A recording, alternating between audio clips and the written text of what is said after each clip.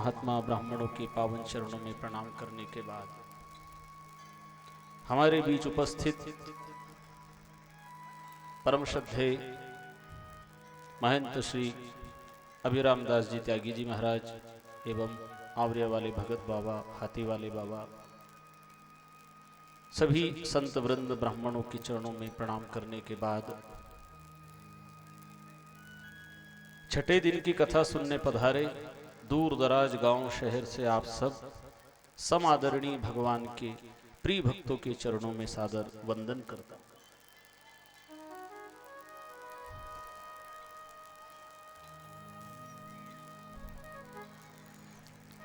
श्रीमद् भागवत महापुराण के परम हंसमणि सदगुरु श्री सुखदेव मुनि बरगद के पेड़ के नीचे बैठे हैं और कर्मयोगी सम्राट परीक्षित जी महाराज को परमात्मा की पतित पावनी कथा सुनाते हुए समझाते हैं, राजन, संसार में मनुष्य के संबंध कई प्रकार के होते हैं, लेकिन जितने भी संसार के संबंध सब नाशवान हैं।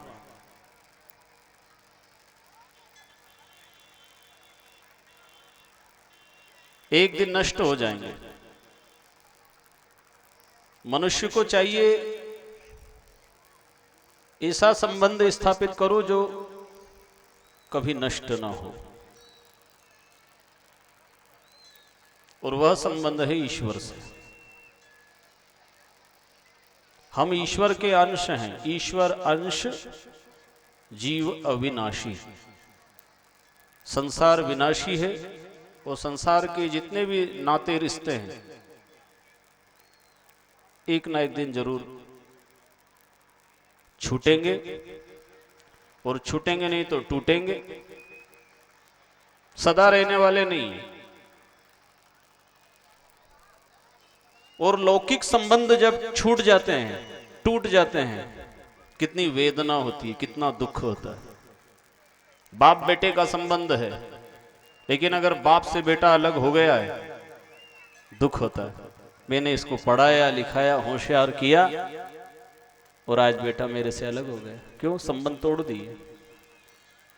बोल नहीं रहे, 6 महीने हो गए, साल भर हो गए, 2 साल हो गए, बाप बेटा अलग अलग। कहीं कहीं पति पत्नी में भी ऐसा व्यवहार देखने को मिलता है। पति पत्नी भी नहीं बोल रहे, बात नहीं कर रहे, संबंध नहीं है। भाई भाई से नहीं बोल रहा है, रिश्तेदारों में भी मनमुटाव हो गया, पड़ोसी से अनबन हो गई। कुल मिलाकर लौकिक संबंध भी अगर टूटते हैं तो कहीं कहीं वेदना होती है, दर्द होता है, पीड़ा होती है, नींद नहीं आती है, घबराहट होती है, बेचैनी हो जाती है। मेरा संबंध टूट गया है। अंदाज लगाओ, जब संसार के नश्वर संबंध अगर टूटते हैं तो दुख और पीड़ा होती है। ईश्वर से अगर संबंध टूट गया कितनी पीड़ा होगी। और ये तमाम धार्मिक आयोजन जितने भी हैं, पूजा पाठ, मंदिर, कथा, सत्संग, तीर्थ, व्रत, अनुष्ठान, ये सब भगवान से संबंध स्थापित कराने के लिए है। तुम भगवान से भी जुड़ो, लौकिक संबंध तुम कर रहे हो, इसके बाद भी कभी कभी संबंधों में दरार पड़ जाती है और कितना दुख होता है।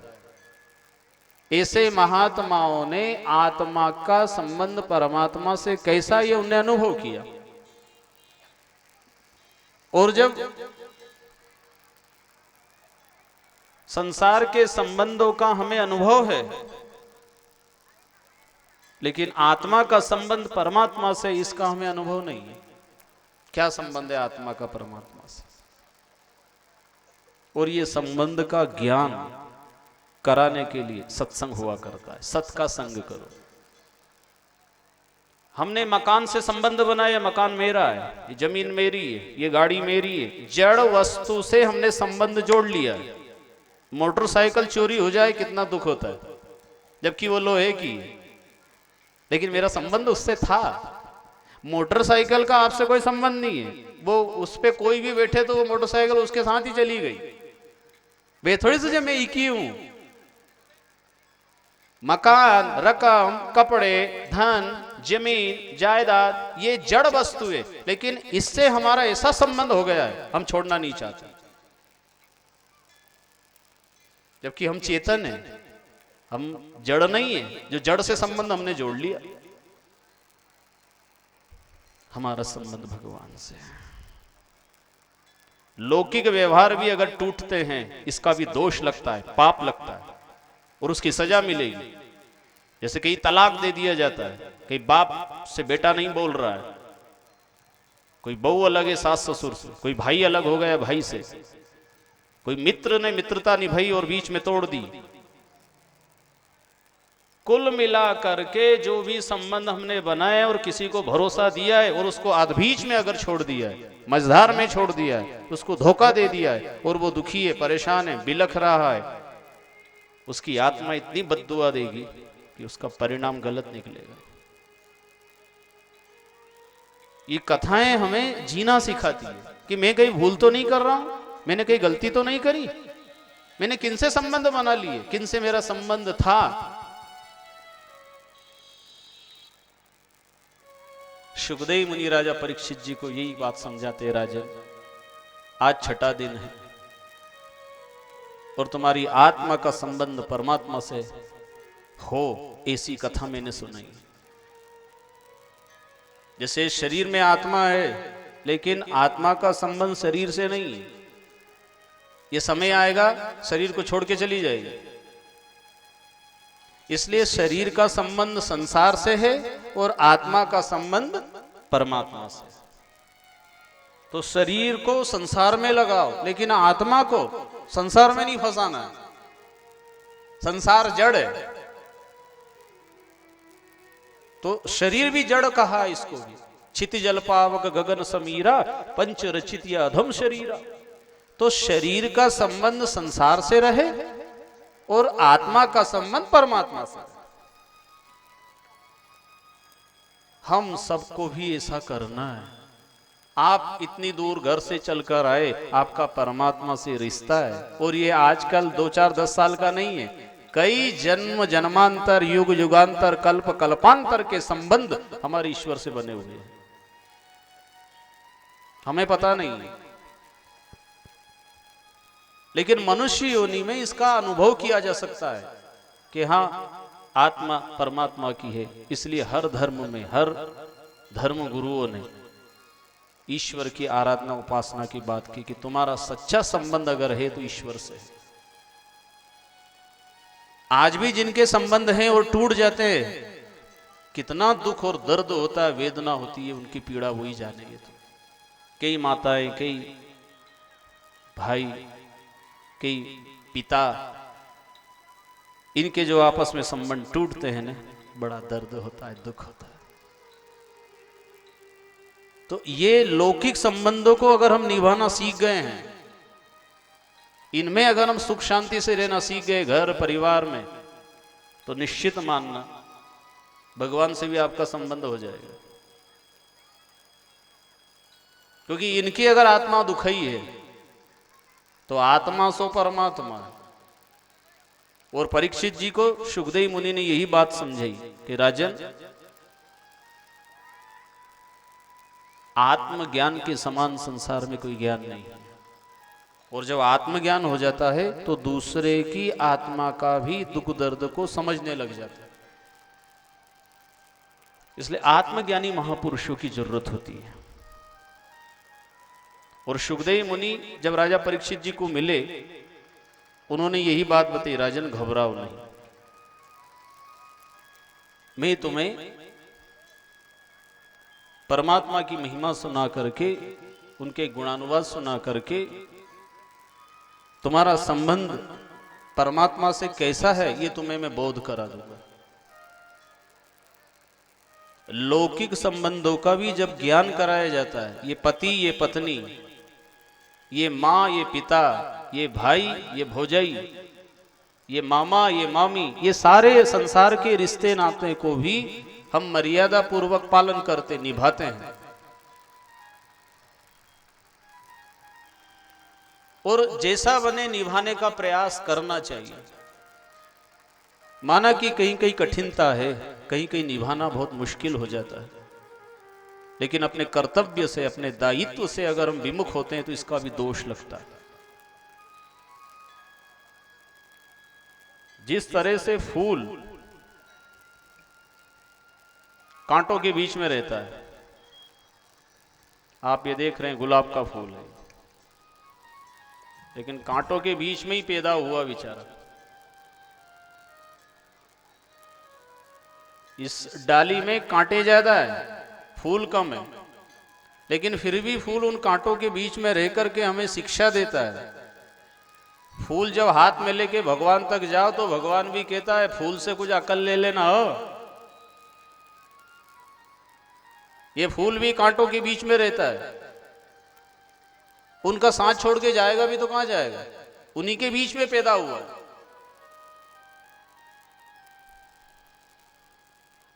फूल की तरह खिले रहना, खुशबूदार रहना, कभी उदास नहीं होना, दुखी नहीं होना कि मेरा पति ठीक नहीं है, पत्नी ठीक नहीं है, भाई ठीक नहीं है, माँ ठीक नहीं है, सास ठीक नहीं है, देरानी ठीक नहीं है, जेठानी का स्वभाव ठीक नहीं है। जो कुछ भी अगर गड़बड़ है तो फूल से अकल लीजिए। क्या? फूल सदा कांटों से घिरा रहता है, फूल सदा कांटों से घिरा रहता है, कितना खुश मिजाज है फिर भी खिला रहता है। हे कांटे है तो कांटे कांटे का काम करे, मैं तो फूल हूं ना। इसलिए भगवान को फूल अर्पित किया जाता है कि प्रभु मैं भी फूल जैसा बन जाऊं, खिला हुआ रहूं, जहां जाऊं वहां का वातावरण सुगंधित बना दूं। मेरे साथ कांटे ज्यादा है, लेकिन मैं उनके बीच में भी खिला हुआ रहा, और कांटे के बीच में पल पोस के बड़ा होके उनको निभा के जीवन जिया, तभी फूल उस डाली में से निकल के भगवान की शरण में आ गया कि बहुत सहन करी रे। ऐसा अगर कई पति का, पत्नी का, भाई का, देरानी का, जेठानी का स्वभाव गड़बड़ है, अब परिवार में निभाना तो पड़ेगा। आप उनके साथ अगर निभा लेते हो, ये आपकी तपस्या है। इनके साथ अगर संबंध बनाए रखा तो निश्चित मानना ईश्वर से भी आपका संबंध हो जाएगा। यही तपस्या है। बहुत कठिन है निभाना, कहना आसान है यहां बैठ करके कि मिल के रहो, परिवार में सब एकजुट होकर के रहो, लेकिन कभी ना कभी संसार, घर गृहस्थी, परिवार में ऐसी विपदाएं, परिस्थिति खड़ी हो जाती है। लेकिन वापस कथा सुन के समझना चाहिए और अपने घर के वातावरण को इतना शुद्ध और पवित्र बनाना चाहिए। इसलिए मंदिर जाते हैं, मंदिर में सारे देवी देवता अलग अलग होते हैं। हनुमान जी भी है, शंकर जी भी है, दुर्गा जी भी है, महाकाली भी है, तो भैरू बाबा भी है, तो दत्तात्रेय भी है, दुर्गा भी है, महाकाली भी है, ये सब है। वहां सबकी पूजा करके जब एक मंदिर में सारे देवी देवता रहते हैं, ऐसे ही अगर अपने घर में कोई कालका जैसी सासू माँ है, करो क्या आखिर, कहां फेंको किधर इसको।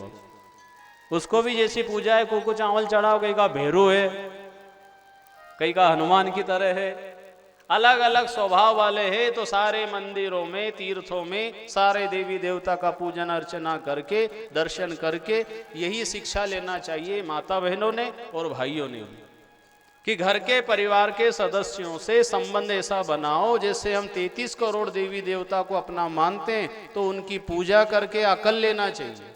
जब देवता की पूजा कर रहे हैं तो देवता के गुण भीतर आना चाहिए। अगर हमारे भीतर कपट है, नफरत है, ईर्ष्या है, जलन है और मतभेद है, तो इसका अर्थ है वो आपने कोई देवी देवता की पूजा नहीं करी, फिर तो कोई राक्षस की पूजा करी है। देवी गुण भीतर बढ़ना चाहिए। तो पूजा पाठ करने के बाद मूर्ति में जिस देवी देवता की आराधना की, उसके बाद जितने भी मूर्ति देखो अपने घर, परिवार, मोहल्ले में, फिर यही मान लेना कि घर को ही मंदिर बनाऊंगी, कभी मंदिर न जाऊंगी। घर को ही मंदिर बनाऊंगी, कभी मंदिर न जाऊंगी।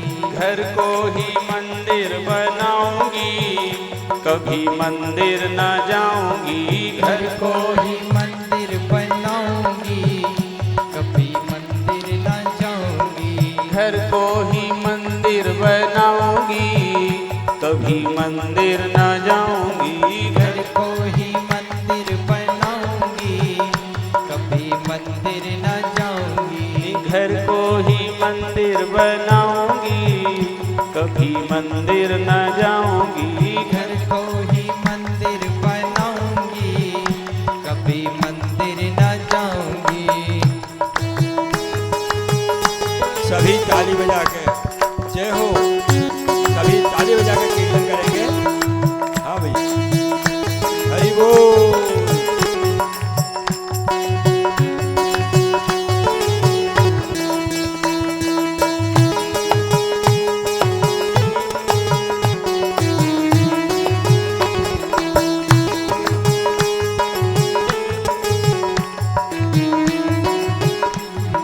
ससुर हमारे को दशरथ बनाऊंगी। ससुर हमारे को दशरथ बनाऊंगी, ससुर हमारे को दशरथ बनाऊंगी। ससुर हमारे को दशरथ बनाऊंगी। सासू कौशल्या बनाऊंगी, कभी मंदिर न जाऊंगी। सासू कौशल्या बनाऊंगी, कभी मंदिर न जाऊंगी। सासू कौशल्या बनाऊंगी, कभी मंदिर न जाऊंगी। सासू कौशल्या बनाऊंगी, कभी मंदिर न जाऊंगी। घर को ही मंदिर बनाऊंगी, कभी मंदिर न जाऊंगी। घर को ही मंदिर बनाऊंगी, बोलिए। कभी मंदिर न जाऊंगी। हरि बोल।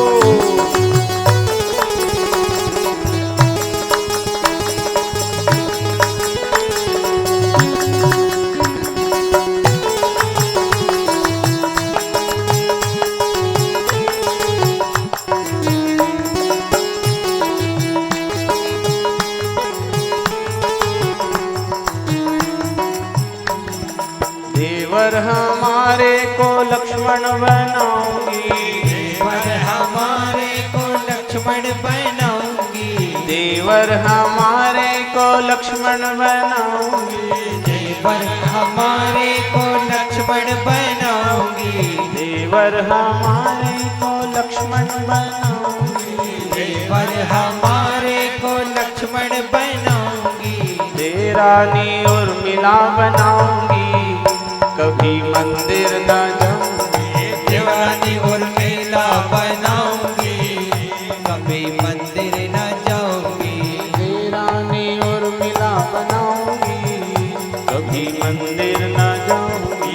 देवानी और मेला बनाऊंगी, कभी मंदिर न जाऊंगी।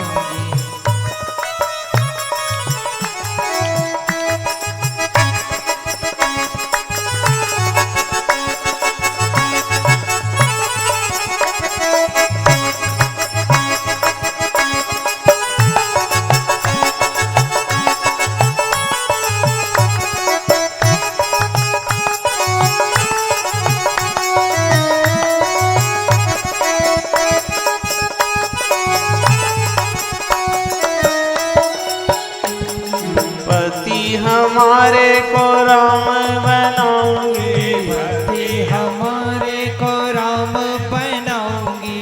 पति हमारे को राम बनाऊंगी। पति हमारे को राम बनाऊंगी।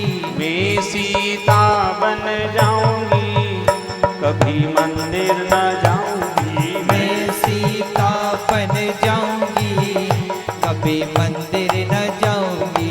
मैं सीता बन जाऊंगी, कभी मंदिर न जाऊंगी। मैं सीता बन जाऊंगी, कभी मंदिर न जाऊंगी। मंदिर बनाऊंगी, कभी मंदिर न जाऊंगी। घर को ही मंदिर बनाऊंगी, कभी मंदिर न जाऊंगी। सदगुरु महाराज की जय। अपने घर परिवार का वातावरण मंदिर जैसा होना चाहिए। माना कि अलग अलग देवी देवता के अलग अलग मंत्र, अलग अलग ध्यान, अलग अलग पूजा पद्धति, अलग अलग फूल, किसी को दूर्वा चढ़े, किसी को तुलसी चढ़े, किसी को बिलपत्र चढ़े, ऐसे घर में भी अलग अलग स्वभाव है। संबंध को बनाए रखना कठिन तो है, क्योंकि विचार एक जैसे नहीं मिलते हैं, लेकिन इन संबंधों को बनाए रखने का प्रयास करना ही आपकी तपस्या है।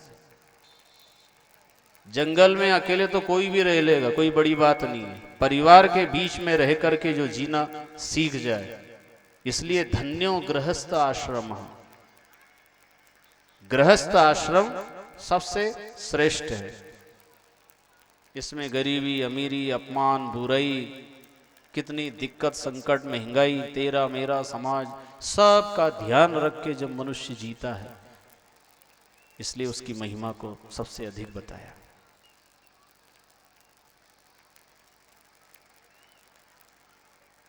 परिवार के सदस्यों को देवी देवता मान करके उनके साथ व्यवहार करो, यही सच्ची पूजा है।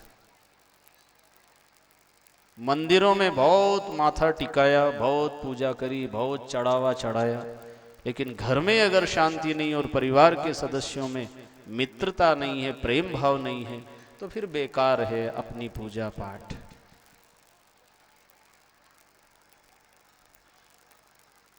स्वभाव अलग अलग है, लेकिन हम कोशिश करें पहले तो अपने आप को बदले, अपने आप में सुधार लाए। मेरे में क्या क्या कमी है। होता क्या है, 99% लोग दूसरे को सुधारने में भिड़े हैं, 1% है जो खुद की ओर ध्यान दे रहे। इसी कारण विवाद और समस्या है। पहली जिम्मेदारी है हम अपने आप की कमी को देखें, अपने दोष देखें। मेरे में क्या बुराई है, मेरे में क्या अवगुण है, मेरे में क्या कमी है, वो दूर करने का प्रयास करना चाहिए। अपनी नजर में जिस दिन हम अज्ञानी हो जाएंगे, उसी दिन से वास्तविक ज्ञान पैदा हो जाएगा। अपनी नजर में हम अपराधी हो जाएं, ये ज्ञानवान पुरुष के लक्षण है। दूसरे में दोष देखने की आदत अधिकांश लोगों में रहती है, लेकिन खुद में दोष बहुत कम लोग देखते हैं। इसलिए कबीरदास जी ने कहा है, बुरा जो देखन में चला बुरा न मिलिया कोई, जो दिल खोजा अपना तो मुझसे बुरा न कोई। और जिस दिन हमारी बुराई हमें दिखने लग जाए, बस मान लेना अब मुझे ज्ञान प्रकट होने में अब देर नहीं लगेगी। दो आंखों से देखता है तू दुनिया के दोष, और लाखों आंखों से देखे दुनिया तेरे दोष। इतनी सारी आंखें बैठी है, देख लो आप सब, इस 2 आंख वाले को आप देख रहे हो, और आप हजारों लाखों आंखें मेरी ओर देख रही। मैं आपके दोष और आपकी कमी और आपकी बुराई बताऊं, लेकिन इतनी सारी आंखें अगर देखे तो मेरे में भी बुराइयां जरूर निकाल सकते। इसलिए मेरा कर्तव्य पहले मेरे दोष देखो, मेरी कमी देखो, और ये कमी हमें ही दूर करना है। दूसरा कोई फुर्सत में नहीं बैठा है, अपनी कमी को हमें ही दूर करना है। देखो मेरे अंदर क्रोध है, लोभ है, ईर्ष्या है, कपट है, अहंकार है, दंभ है, पाखंड है, जो भी अपने भीतर है उसे हमें ही दूर करना है। और उसे आज दूर करो या 8 दिन बाद करो या 15 दिन बाद करो या 6 महीने बाद करो, करना हमको ही है। हमारी कमी हमें ही दूर करना है। और हमसे दूर नहीं हो रही है तो फिर किसी गुरु के शरण में जाओ, तलाश करो, वो हमें जीने का ढंग सिखाएंगे। संसार में कैसे रहना, परिवार में कैसे रहना, पति पत्नी के साथ किस तरह का व्यवहार होना, आपस में सबके अपने अपने धर्म हैं। नारी का धर्म और नर के धर्म, पंडित का धर्म, साधु का धर्म, त्यागी का धर्म, नेता का धर्म, अधिकारी का धर्म, व्यापारी का धर्म, किसान का धर्म। धर्म पे रहो। सब अपने अपने धर्म छोड़ने लगे हैं, जहां जैसी जुगाड़ लगी छोड़ दिया धर्म। और ये धार्मिक आयोजन धर्म की मजबूती देता है। कैसे जीना है, मनुस्मृति में धार्मिक व्यक्ति के 10 लक्षण बताए। धृति, क्षमा, दम, अस्तेय, शोचम, इंद्रिय निग्रह, धी, विद्या, सत्यम, अक्रोधो, दशकम धर्म लक्षणम। मनुस्मृति में धार्मिक व्यक्ति के 10 लक्षण बताए। धृति, जिसमें धैर्य है, पति पत्नी में विवाद हो गया, धैर्य रखो, ज्यादा विवाद नहीं करना, एकदम से ओछा नहीं बोलना, खोटा नहीं बोलना। बाप बेटे में विवाद हो जाता है, भाई भाई में हो जाता है, देरानी जेठानी में हो जाता है, मालिक और नौकर में भी हो जाता है विवाद, अधिकारियों में विवाद हो जाता है। और आप धार्मिक व्यक्ति हो, सत्संगी हो, भजनानंदी हो, धैर्य पहला लक्षण, धीरज, धर्म, मित्र रुनारी, आफत काल परखी उचारी। आपत्ति के समय, विपत्ति के समय, दुख संकट के समय ये काम आना चाहिए। धृति पहला लक्षण, धैर्य रखो। क्षमा, पत्नी से अपराध हो गया, पति से भूल हो गई, भाई से भूल हुई, नौकर से भूल हुई, क्षमा, क्षमा दान देना चाहिए। ये राजा परीक्षित को सुना रहे, राजन तुम्हारी जिंदगी का कल अंतिम दिन है और तक्षक नाग आएगा, उसको भी क्षमा दान दे देना।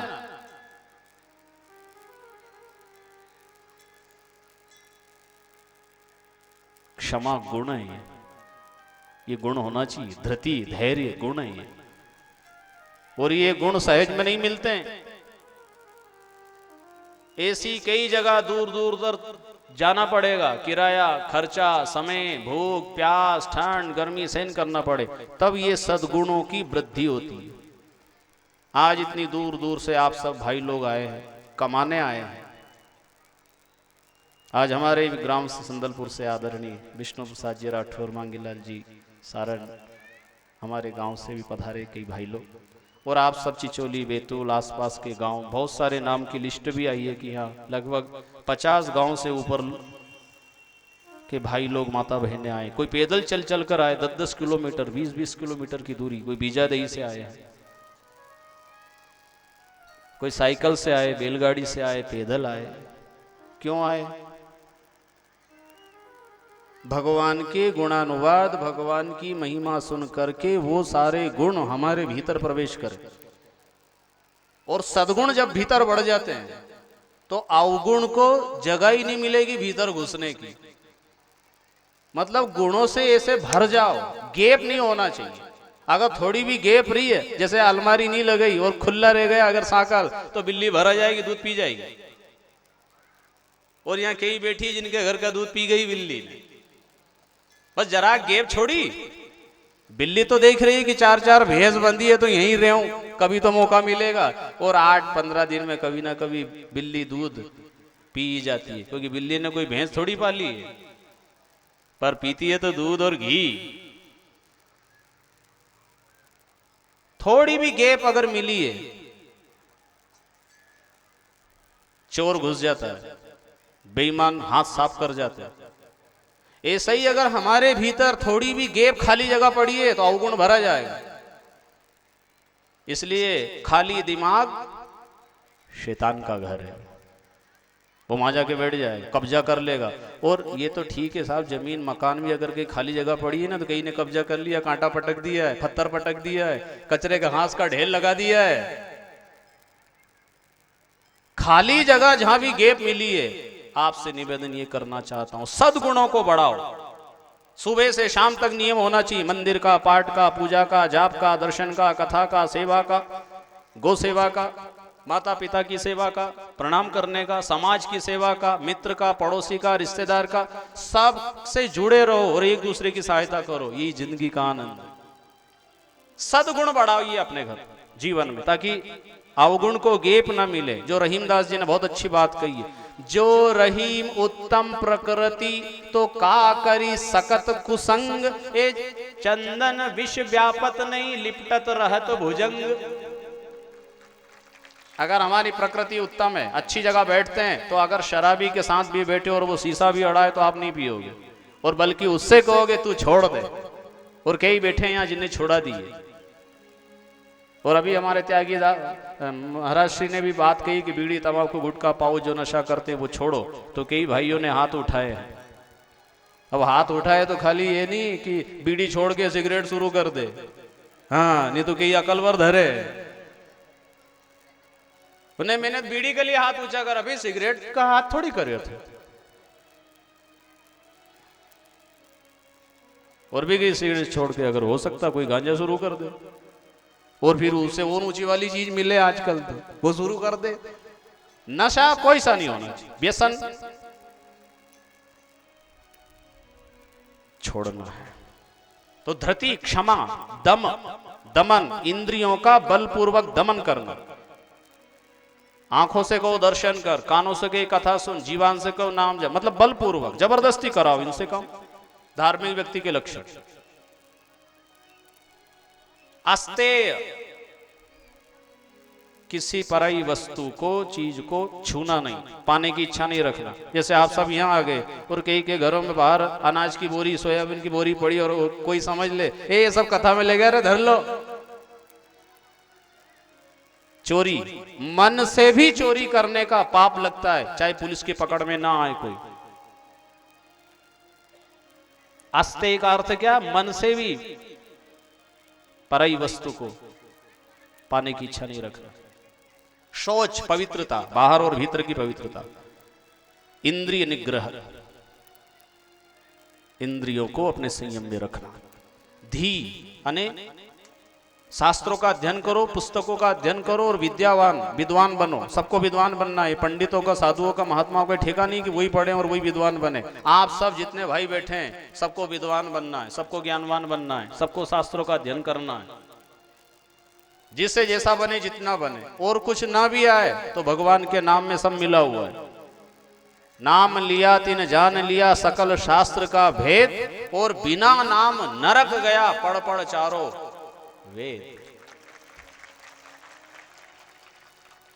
इसलिए सस्ती और सरल बात आपको बताने का प्रयास कर रहा हूं, क्योंकि ज्यादा मुझे भी आता नहीं, मैं भी कोई इतना पढ़ा लिखा नहीं, कोई विद्वान महात्मा नहीं, कोई काशी बनारस गया नहीं। लेकिन संतों से, महापुरुषों से जो सुना वो आपकी सेवा में मैं प्रस्तुत करता। प्रतिदिन भगवान के नाम आदर और श्रद्धा से लेना। जो सुबह सुबह माता बहनें प्रभात फेरी में भाई लोग सब जाते हैं, बहुत अच्छा लक्षण है।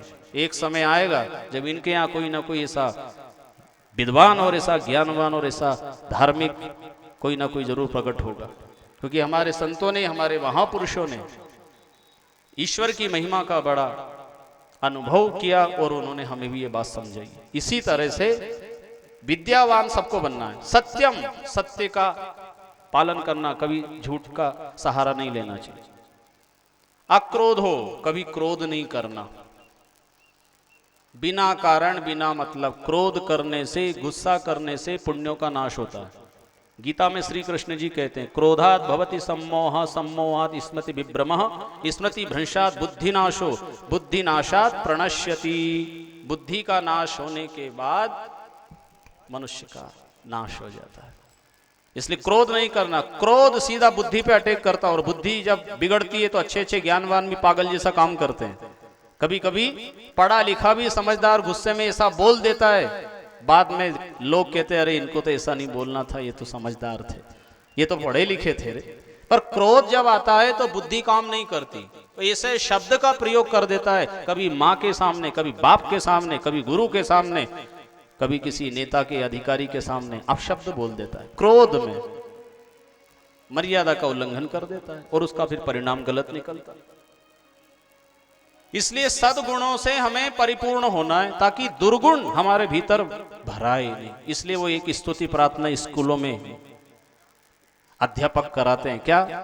हे प्रभु आनंद दाता ज्ञान हमको दीजिए, हे प्रभु आनंद दाता बोलिए, ज्ञान हमको जोर से बोलो, दीजिए। ईमानदारी से बोलो। हम जहां बैठे हैं हनुमान जी के पास, हनुमान जी क्या है? ज्ञान गुण सागर, गुणों के सागर हैं, और सागर से एक दो चार बूंद भी अगर इधर टपक गई है तो शायद जीवन निहाल हो सकता है, या मंडई आना आपका सार्थक हो सकता है। तो भाव से बोलो। अगर किसी का कोई गुरु नहीं है तो हनुमान जी को गुरु मान लो। जय जय जय हनुमान गोसाई, कृपा करो गुरुदेव की नाई। अब मैं कहाँ जाऊं, कहाँ ढूंढूं? मैं तो जंगल में आदिवासी और इनके बीच में रहता, किस गुरु की तलाश करूं? कोई अच्छा मिले, कहीं का नकली भी फंस जाए। तो हनुमान जी मैं तो आपको ही मानता हूं। तो हे प्रभु आनंद दाता ज्ञान हमको दीजिए, हे प्रभु आनंद दाता दीजिए। शीघ्र सारे दुर्गुणों को दूर हमसे कीजिए। शीघ्र सारे दुर्गुणों को दूर हमसे कीजिए। शीघ्र सारे दुर्गुणों को दूर हमसे कीजिए। शीघ्र सारे दुर्गुणों को दूर हमसे कीजिए। लीजिए हमको शरण में हम सदाचारी बने। लीजिए हमको शरण में हम सदाचारी बने। धर्म रक्षक ब्रह्मचारी वीर व्रतधारी बने। धर्म रक्षक ब्रह्मचारी वीर व्रतधारी बने। हे प्रभु आनंद दाता ज्ञान हमको दीजिए। हे प्रभु आनंद बोलिए, दाता प्रार्थना करो। ज्ञान हमको दीजिए। शीघ्र सारे दुर्गुणों को दूर हमसे कीजिए। शीघ्र सारे दुर्गुणों को दूर हमसे कीजिए। सत्य बोले झूठ त्यागे मेल आपस में करें। सत्य बोले झूठ त्यागे मेल आपस में करें। दिव्य जीवन हो हमारा यश तेरा गाया करें। दिव्य जीवन हो हमारा यश तेरा गाया करें। हे प्रभु आनंद दाता ज्ञान हमको दीजिए। हे प्रभु आनंद दाता ज्ञान हमको दीजिए। शीघ्र सारे दुर्गुणों को दूर हमसे कीजिए। शीघ्र सारे दुर्गुणों को दूर हमसे कीजिए। हे प्रभु आनंद दाता ज्ञान हमको दीजिए। हे प्रभु आनंद दाता ज्ञान हमको दीजिए। बोलो भक्त वत्सल भगवान की। सभी को ज्ञानवान बनना है और ज्ञान सबको हो सकता है। जब दुनिया के तमाम ज्ञान हम अर्जित कर रहे हैं, प्राप्त कर रहे हैं, तो भगवान का ज्ञान भी कठिन नहीं है, वो भी प्राप्त हो सकता है। खाली तड़फ छटपटाहट होना चाहिए, पाने की तीव्र जिज्ञासा हो जाएगा। कठिन नहीं है। और जिस दिन ज्ञान हो जाएगा ना, तो ज्ञानी कभी दुखी नहीं होता है और अज्ञानी कभी सुखी नहीं होता है। देह धरे का धर्म है ये सब काहू को होए, पर ज्ञानी भुगते ज्ञान से और मूर्ख भुगते रोए। वो रो रो के भोग रहा है। दुख तो ज्ञानी को भी होता है, पंडित को भी होता है। ऐसा नहीं कि पंडित को बुखार नहीं आए, कि पंडित को भूख नहीं लगे, कि साधु महात्मा को ठंड नहीं लगे, कि उन्हें गर्मी नहीं लगती है, कि उनकी मृत्यु नहीं होती है। सब कुछ होता है उनके साथ भी, पर वो ज्ञान दृष्टि से उसका सामना करते हैं। और अज्ञानी है, रो रो के भोग रहा है। किसी के पास धन नहीं है तो दुखी हो रहा है, लेकिन ज्ञानी क्या समझता है, चलो अच्छा है धन नहीं दिया तो क्या दिक्कत है। साधु संत महापुरुष लंगोटी लगा के टापरियों में झोपड़ी में कंदमूल फल खा के रूखा सूखा जीवन जीकर फटे पुराने कपड़े पहन के जिंदगी काटते हैं, रोते थोड़ी है वो। ज्ञान है उनको। ऐसा ही अगर हमारे साथ कभी हो जाए, ये स्थिति भी बन जाए, इसलिए ज्ञान सबको प्राप्त करना। धन नहीं है, बेटा नहीं है, पति नहीं है, पत्नी नहीं है, भाई नहीं है, माँ नहीं है, बाप नहीं है, भाई नहीं है, रिश्तेदार नहीं है, कोई नहीं है, तो क्या होगा फिर? ये ज्ञान अगर हो जाता है हम सुखी हो जाएंगे। और इसलिए रामचरितमानस में गोस्वामी तुलसीदास जी ने बहुत अच्छी बात कही है। जिसका संसार में अगर कोई नहीं है ना, उदास नहीं होना, भगवान है ना, वो सबका है। कभी ये नहीं कहना अनाथ। धरती पे अगर कोई भी मनुष्य कह दे कि मैं अनाथ हूं, उस वक्त भगवान को बहुत दुख होता है, क्योंकि वो जगन्नाथ है, जगत का नाथ है। कैसे कह दिया अनाथ हो तुम? अगर किसी का गुरु नहीं, पति नहीं, बेटा नहीं, भाई नहीं, रिश्तेदार नहीं, तो गोस्वामी जी ने लिख दिया है क्या? भगवान कहते हैं गुरु पितु मातु बंधु पति देवा, गुरु पितु सब बोलो, बंधु पति देवा, गुरु पितु मातु बंधु पति देवा, गुरु पितु मातु बंधु पति देवा, सब मोहि कहे जाने दृढ़ सेवा, सब मोहि कहे जाने बोलो दृढ़ सेवा, सब मोहि कहे जाने दृढ़ सेवा, सब मोहि कहे जाने दृढ़ सेवा, सब मोहि कहे जाने दृढ़ सेवा,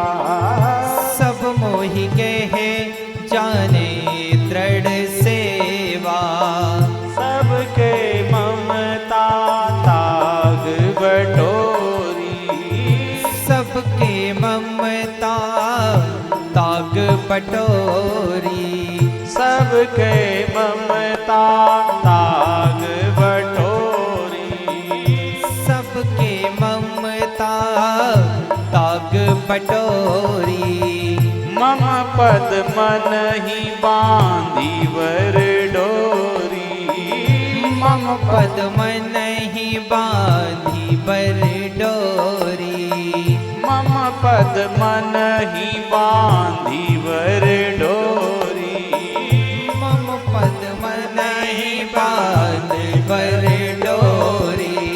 भगवान से जो संबंध बनाना चाहो, भगवान कहते हैं मैं सब संबंधों में तुम्हारा साथ देने को तैयार हूं।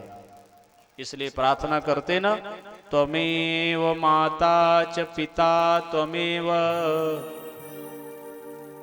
आप सब बोलो और याद करो, और ये प्रार्थना रोज करना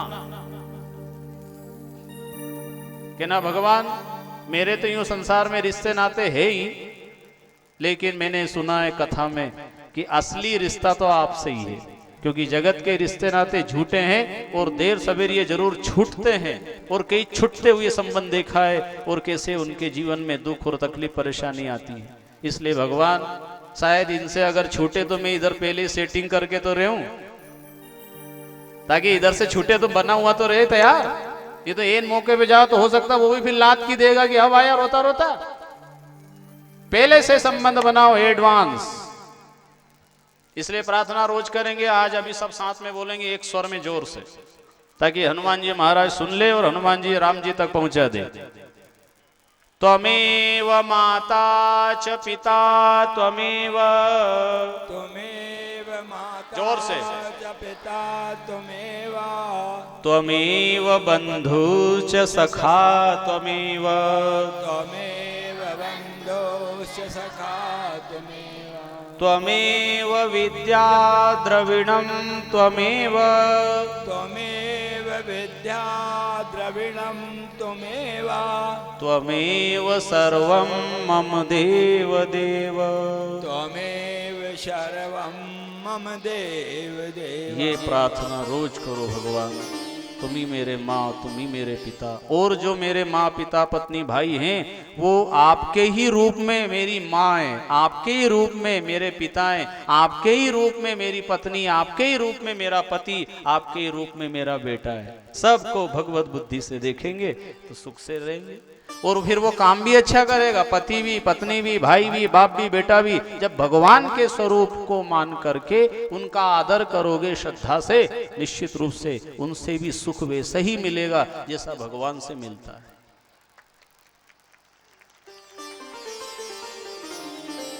ये कठिन ये सब समझना, ये मानता हूं कि ये संभव नहीं है, पर कोशिश तो करो। 2 दिन 4 दिन 8 दिन तक तो निभाओ, बाद में भले गियर बदल देना।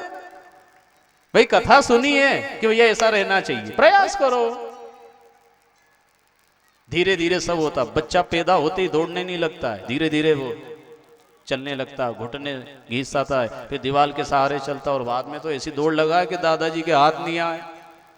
ऐसा हम सब भी इन बातों को सुनकर के चलने का प्रयास करना चाहिए। बाद में भगवान खुद आपको हाथ पकड़ करके फिर चलाना सिखा देंगे। कोशिश अपने तरफ से होना चाहिए। सुखदेव मुनि राजा परीक्षित जी को समझाते हैं, इसलिए गुरु की आवश्यकता लगती है। श्री कृष्ण जी भी मथुरापुरी में रहे बलराम जी के साथ, उन्होंने भी गुरु की तलाश करी कि ऐसा कोई गुरु हो जो जीवन जीने का ढंग सिखाए। क्योंकि गुरु भी न भव निधि तरई न कोई, जो विरंच शंकर सम होई। गुरु का होना जरूरी है। ऐसा नहीं कि गुरु नहीं बनाएंगे तो हमारा कल्याण नहीं होगा।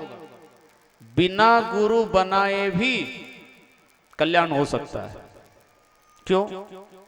गुरु बनाने से कल्याण होता है ऐसा नहीं। फिर गुरु है और गुरु ने जो बात कही उसको अगर आपने मान ली, भले ही गुरु ना मानो उसको तो, और वो आपको चेला ना माने, लेकिन अगर आपने बात मान ली तो कल्याण निश्चित है। कैसे? एकलव्य की कथा सुनी। द्रोणाचार्य गुरु के निकट गए, मुझे आप अपना शिष्य बना लो। अलग हट, तो नीच जाति का, तुझे मैं दीक्षा नहीं दूंगा। उन्होंने कोई बात नहीं, उन्होंने मूर्ति बना करके और वो गुरु से प्रेरणा ली और जो शिक्षा ली तो अर्जुन को सिखाया, लेकिन अर्जुन को भी हरा दिया और एकलव्य अर्जुन से आगे हो गए। कैसे हो गए? गुरु ने तो सिखाया ही नहीं उनको। उसके भीतर जो दृढ़ता थी, जो लक्ष्य था। ऐसा आप जितने भी भाई माता बहने बैठे, अगर कोई गुरु मिलता है तो ठीक, नहीं तो ज्यादा झंझट में पड़ना मत, क्योंकि आजकल असली गुरु कम है और नकली गुरु ज्यादा है। इसलिए गुरु साहब बाबा की समाधि है कि उन्होंने वहीं चक्कर लगाया कि ना मैं तो आपको ही मान रहा हूं और आप ही कुछ काम करो, या फिर कोई असली हो तो मेरी नजर में भेज दो।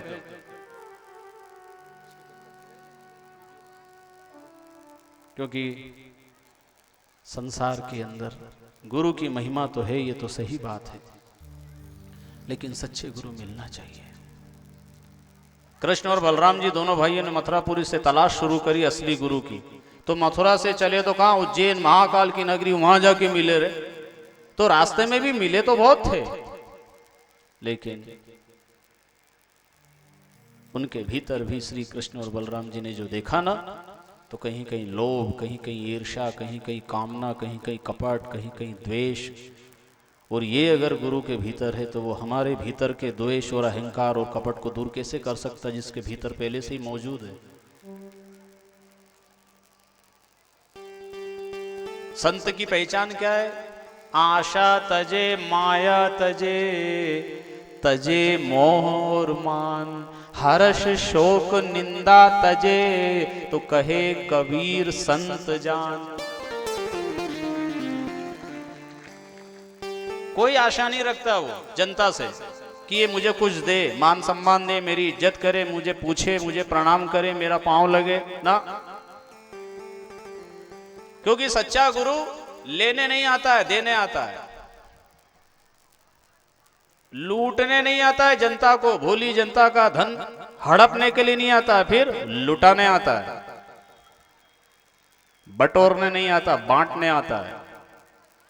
और ऐसे ही गंगा किनारे सुखदेव मुनि राजा परीक्षित जी को मिले। नहीं तो परीक्षित सम्राट थे, और सुखदेव मुनि अगर ये सोचते सम्राट है रे, बहुत दक्षिणा देगा भागवत कथा की, लेकिन उनके भीतर एक कणक भी पाने की इच्छा नहीं। तभी तो उनका मोक्ष हुआ, क्योंकि सुनाने वाला भी ऐसा था और सुनने वाला भी ऐसा। श्रोता वक्ता ज्ञान निधि कथा राम की गूढ़, दोनों का लेवल एक होना चाहिए, तब कथा सफल होती है। अगर एक भी थोड़ा बहुत कम ज्यादा हुआ तो कथा का असर नहीं होता। सुनाने वाला और सुनने वाला दोनों की योग्यता बराबर की होना चाहिए।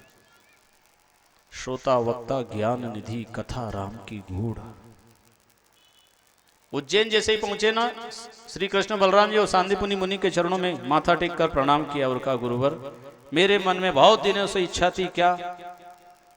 मेरा तार राम से जोड़े ऐसा कोई संत मिले। तार राम से जोड़े ऐसा कोई संत मिले। मेरा तार राम से जोड़े ऐसा कोई संत मिले। मेरा तार राम से जोड़े ऐसा कोई संत मिले। मेरा ध्यान राम से जोड़े ऐसा कोई संत मिले। मेरा ध्यान राम से जोड़े ऐसा कोई संत मिले। मेरा नाम से जोड़े ऐसा कोई संत मिले। मेरा ध्यान राम से जोड़े ऐसा कोई संत मिले। मेरी बाह पकड़ना छोड़े ऐसा कोई संत मिले। मेरी बाह पकड़ना छोड़े ऐसा कोई संत मिले। मेरी बाह पकड़ना छोड़े ऐसा कोई संत मिले। मेरी बाह पकड़ना छोड़े ऐसा कोई संत मिले। ऐसा कोई संत मिले, ऐसा कोई संत मिले। ऐसा कोई संत मिले, ऐसा कोई संत मिले। मेरा तार राम से जोड़े ऐसा कोई संत मिले। मेरा तार राम से जोड़े ऐसा कोई संत मिले। तार राम से जोड़े ऐसा कोई संत मिले। मेरा तार राम से जोड़े ऐसा कोई संत मिले।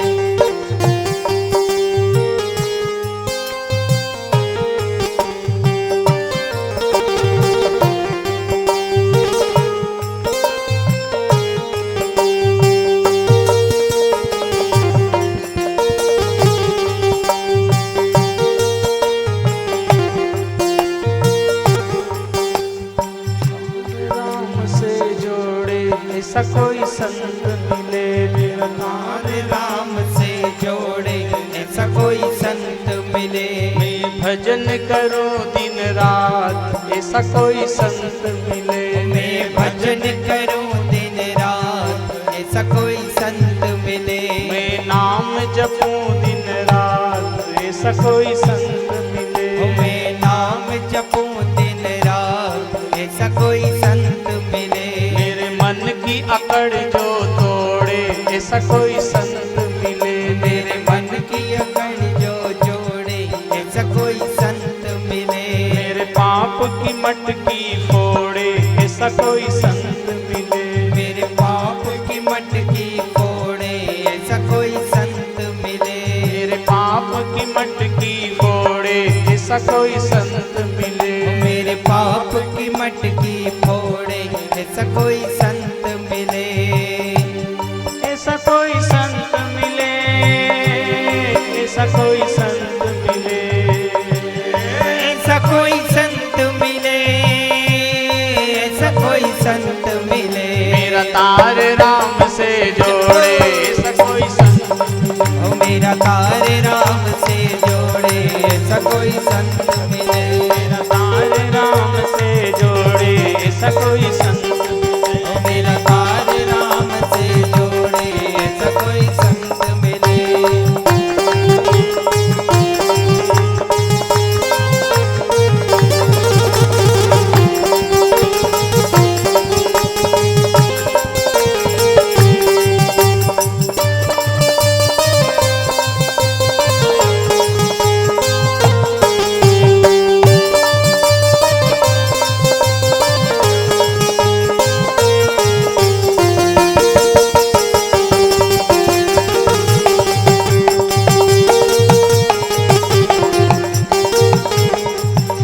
बोलो संत भगवान श्री कृष्ण और बलराम जी ने कहा मेरे मन की आज इच्छा पूरी हुई, मैं बहुत दिनों से तलाश कर रहा था। सांदीपनी मुनि ने उन्हें शिक्षा दी, 64 प्रकार की विद्याओं को सिखा करके, जिसमें धनुर्विद्या, शास्त्र विद्या, राजनीतिक विद्या, चारों वेदों का ज्ञान, फिर भोजन बनाने की विद्या सिखाई, कपड़े सिलने की विद्या, फूलों की माला बनाने का ज्ञान। ये सारे ज्ञान की जरूरत है, ये सबको आना चाहिए।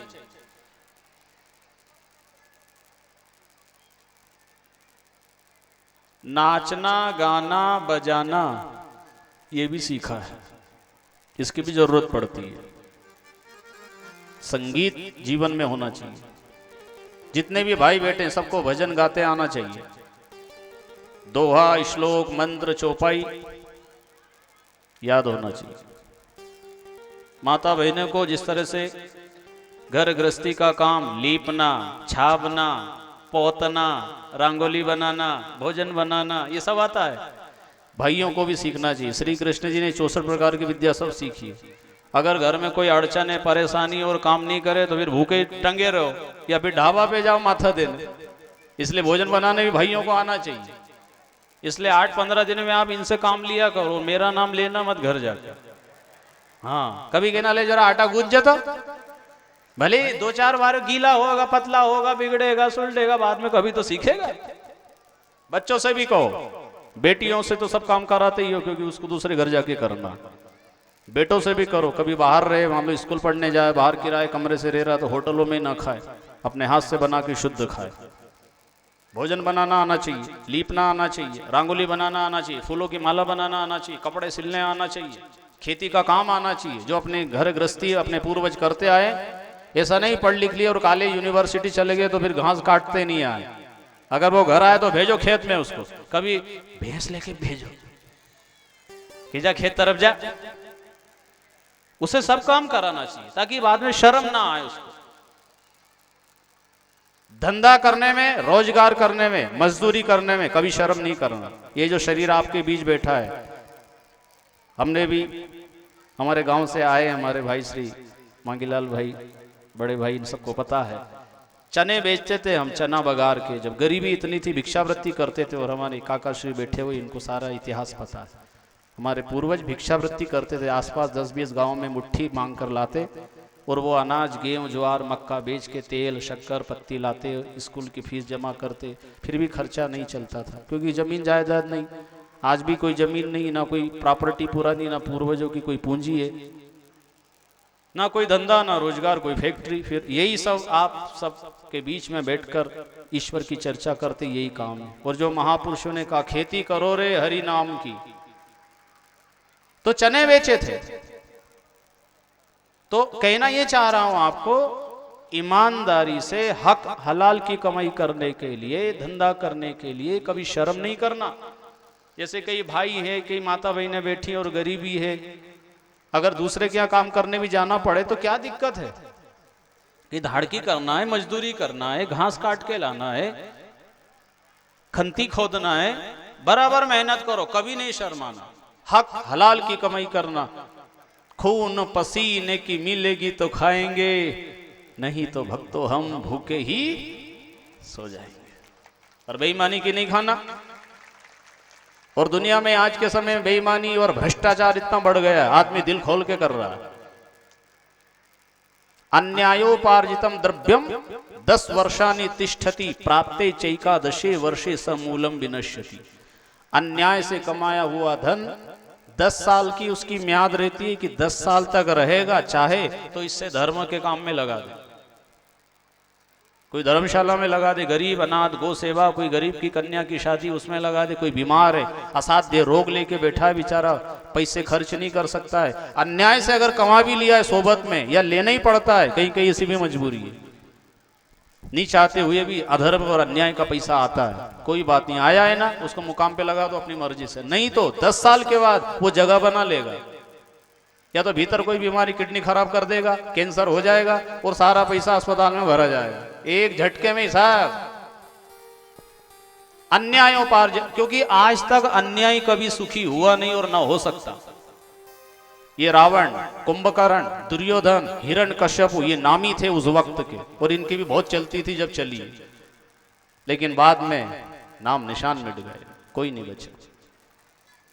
और इसलिए इतिहास सुनते हैं कि जब ये बड़े बड़े दिग्गज उन धरा गए रे, तो फिर ये आज के कोई टिकेंगे ये?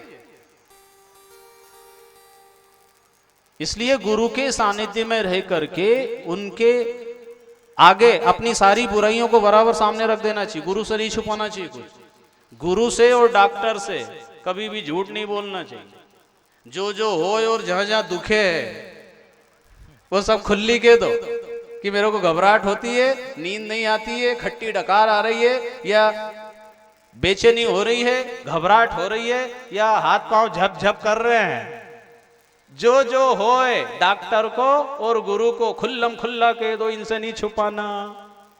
गुरु से कछु न दुराइए रे, गुरु से झूठ न बोल, और भली बुरी खोटी खरी गुरु आगे सब खोल। सारी बातें उन्हें साफ साफ बता दो, गुरु से नहीं छुपाना चाहिए। एक किस्सा सुना दो, आपकी इच्छा हो तो सुना दो। वैसे रुचि कम होती है, किस्सा कहानी चुटकुले और हंसाना ये कथा का लक्ष्य नहीं है, पर वो प्रसंग आ गए याद तो अब सुनी लो। पति पत्नी में विवाद हो गया, और होता ही रहता है, शायद आपके यहाँ तो नहीं होता ना। 8 दिन में, 15 दिन में, महीना 6 महीना में भड़ांग कड़ांग हो ही जाए, उसमें मैं भी शामिल हूं। अब दोनों में विवाद हुआ, और एक दिन इतना विवाद बढ़ गया, पति ने सौगंध डाल दी, क्या अगर असली बाप की है तो आज के बाद बोलना ही मत। पत्नी के मन में भी आ गया, अगर तू भी असली बाप को है तो बोल जे मत। अच्छी गिरे हुई। अब घर में दो ही विवाद होता था, बच्चे कोई थे नहीं, और न सास न ससुर, अब दो ही थे। अब दो ही ने कसम ऐसी डाली है कि जो बोले वो नकली को। अब एक दिन, एक हफ्ता, 1 महीना, 2 महीना, 6 महीने बीत गए, ठंड के दिन आए। अब काम बराबर क्या चल रहा है, ये घर की साफ सफाई करे, रोटी बना के चूल्हा के पीछे धर दे डब्बो, और वो आए खेत में से हेड़ के खा ले, सो जाए। पर दो ही का मन में तो आया, बोले कौन पहले। ये एक संत के पास गए और उस गुरु के चरणों में प्रणाम करके कहा, गुरु जी अब आपसे क्या छुपाओ, के ही दो। हाँ बोलो ना भैया। एक बात ऐसी है, हम दो ही की अनबन चल रही और 6 महीना हो गया है। अब एक का एक बोले, नहीं भैया ऐसा तो नहीं करना चाहिए, परिवार में बातें हो जाती, मिल लेना चाहिए, बात कर लेना चाहिए, चलता है उतार चढ़ाव ये तो। और जब तुम एक हो तो अगर कोई किसी तरह की कमी एक दूसरे में होती है तो एक दूसरे की बातों पे भरोसा करके उनकी बातों को मान लेना चाहिए। कबीरदास जी ने एक बात कही, वो गुरु उनको समझा रहे, एक कहे दूजे ने मानी तो कहे कबीर दोनों ज्ञानी। एक कहे दूसरे ने मान लेना चाहिए। कबीरदास जी के पास में एक भक्त आया कि तुम्हारे घर में कभी दांती नहीं हो, लड़ाई नहीं हो, झगड़ो, कारण क्या है? बोले हमारे यहाँ हम एक दूसरे की बातों को मानते हैं। उन्होंने उदाहरण दिया, दिन के 12 बजे पत्नी को कहा, ए जरा कंडील लगा के लिया ना। अब इधर बैठे हैं धूप में और वह पत्नी ने भी कंडील सिलगा के और लाके वहां धर दिया। पूछी नहीं कि दिन में कंडील को क्या करोगे। इनकी ये जाने क्यों माथा पच्ची करो, जो आदेश दिया है पति परमेश्वर है, जो कह रहा करो, वो कंडील लाके धर दिया। अब वो सामने वाले बैठा, वो भी सोचे ये भी अच्छा भाव लिया है यार, भाई कहाँ आ गए इनसे पूछने, ये कंडील बुलाए और ये भी ऐसी है जो कंडील लाके भी धर दिया और बोले एक भी नहीं। कबीरदास जी ने कहा हमारे घर में ये होता है, हम एक दूसरे का आदर सम्मान करते, मैं जो कहूँ ये माने, इसकी बात मैं भी मानता हूँ, इस तरह घर में शांति होती है। तो वो गुरु कह रहे भैया देख अब 6 महीने हो गए तो बोल लो। बोले बोले के साहब सौगंध डाल दी ना। बोले काहे की सौगंध डाल दी? बोले जो पहले बोले वो नकली बाप का, मैंने कह दिया आज के बाद बोलना मत, अगर असली बाप की है तो उसने भी मेरे से कह दिया कि तू भी अगर असली बाप को है तो अब मत बोल जी। तो 6 महीना हो गया गुरुजी, अब कुछ उपाय हो तो कहीं बताओ ना। बोले भारी फंसी रहे, अब तुम 2 ही ने सौगंध डाल दी। अब ठंड के दिन थे, गुरु ने एक सलाह दी, ऐसा करना सवेरे जल्दी उठ के और तापने बैठ जाना, और तेरा जो अंगोछा है ना, हाँ, वो जलती हुई लकड़ी तरफ डाल देना, और तो देखना मत। तो गुरु इससे क्या संबंध? वह आएगी, हाँ, और वह देखेगी जलते हुए, हाँ, तो कुछ तो बोलेगी, और जहां वो बोले तो भी बोल देना, और क्या है। हाँ गुरु बात तो सही की, ठीक है। अब यो घर गयो, इसको रात भर नींद नहीं आया, कब सवेरे हो 2 बजे रात से उठे आए पट्टो, और लकड़ी जला लिया। पत्नी की भी खटर पटर हो तो नींद खुल गई, और वो भी रजाई में देखे आज तो जल्दी उठाए, रे कहीं जाए तो नहीं। अब वो जल्दी जल्दी आग जला ली और बैठा। फिर ये भी 4-1 बजे उठी, इसको भी कहीं राम फेरी में जाना था। अब जैसे ही देखा ताप रहा है, अब वो झाड़ू निकालते निकालते है, इन्हें भी धीरे से देखा आ रही है, वो जलते हुए लकड़ी में अपना अंगोछा डाल दिया और ऐसा पीट करके बैठ गया। अब वो झाड़ू निकालते निकालते वो उसकी नजर पड़ी, अरे कपड़ा जल रहा है। अब ये तो कोई बोलेगा नहीं, है तो असली बाप को रे, और मैं भी असली बाप की हूं, पर यो मारो आदमी अगर कपड़ा जलते जलते यो जल गए, निपट गए तो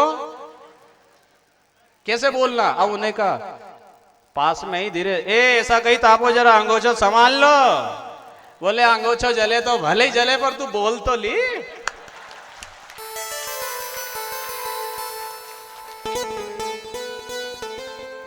दोनों में बोलचाल शुरू हो गई कि चलो अब हो गई जो हो गई। अब बोले तुमने ये पहले कर लेता। बोले गुरु मिला तब ये हुआ है, और इसीलिए गुरु की आवश्यकता पड़ती है। कि गुरु मिलने से झगड़ा खत्म हो गया, गुरु मिलने से झगड़ा खत्म हो गया, गुरु मिलने से झगड़ा खत्म हो गया, गुरु मिलने से झगड़ा खत्म हो गया, गुरु मिलने से झगड़ा खत्म हो गया, गुरु मिलने से झगड़ा खत्म हो गया, तेरे मेरे का लफड़ा खत्म हो गया, तेरे मेरे का लफड़ा खत्म हो गया, तेरे मेरे का लफड़ा खत्म हो गया, तेरे मेरे का लफड़ा खत्म हो गया, गुरु मिलने से झगड़ा खत्म हो गया, गुरु मिलने से झगड़ा खत्म हो गया। हरि बोल।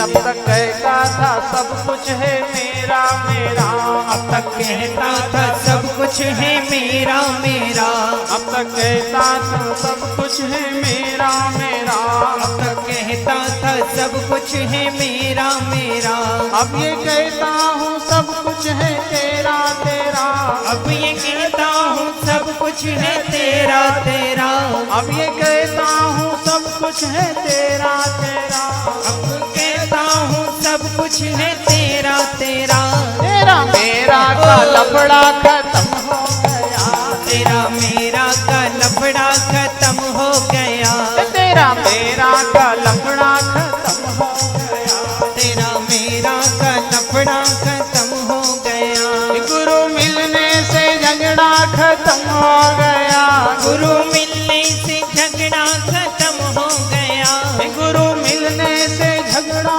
खत्म हो गया, गुरु मिलने से झगड़ा खत्म हो गया, तेरा मेरा का लफड़ा खत्म, तेरे मेरे का लफड़ा खत्म हो गया।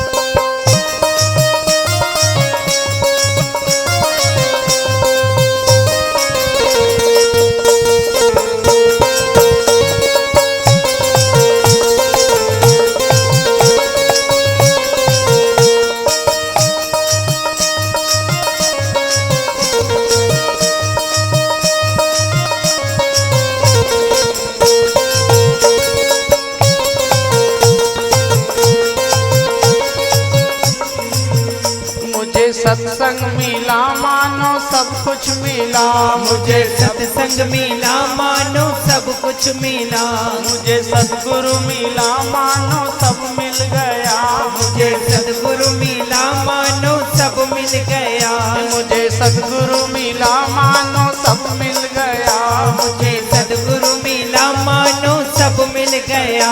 जैसे मुजरिम को कोई वकील मिल गया, जैसे मुजरिम को कोई वकील मिल गया, जैसे मुजरिम को कोई वकील मिल गया, जैसे मुजरिम को कोई वकील मिल गया, जन्म मरण का खतरा खत्म हो गया, जन्म मरण का खतरा खत्म हो गया, जन्म मरण का खतरा खत्म हो गया, जन्म मरण का खतरा खत्म हो गया, गुरु मिलने से झगड़ा खत्म हो गया, गुरु मिलने से झगड़ा खत्म हो गया।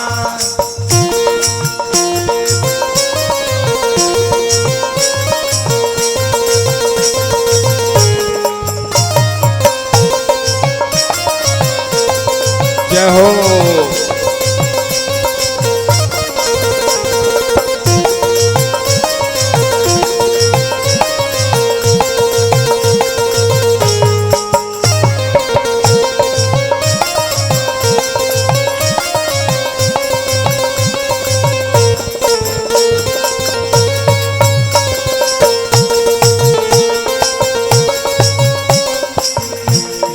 सदगुरु महाराज की जय। गुरु साहब बाबा की जय। ऐसे संत सदगुरु महापुरुष जब आते हैं हमारे जीवन के तमाम झगड़े लफड़े समाप्त हो जाते हैं। ये तो व्यवहार की बात है, लेकिन जबरदस्त झगड़ा जन्म मरण का चल रहा कई वर्षों से, युगों से, और गुरु ये जन्म मरण के चक्कर से भी छुटकारा दिला देता है। श्री कृष्ण और बलराम जी ने गुरु सांदीपनि को कहा, गुरुवर अब आपको दक्षिणा में क्या भेंट करूं, आपने मुझे इतना ज्ञान पढ़ाया, इतना शिक्षा दी। तब सांदीपनि मुनि ने कहा, देखो भाई मैं दक्षिणा तो कुछ लेता नहीं, क्योंकि ये अनमोल ज्ञान है, मेरे गुरु ने भी मुझे बिन मोल ही दिया था। ज्ञान बेचा नहीं जाता है, बांटा जाता है, और जब ज्ञान बिकने लग जाता है तो वो ज्ञान अनमोल नहीं होता है, और वो ज्ञान का असर भी नहीं होता है।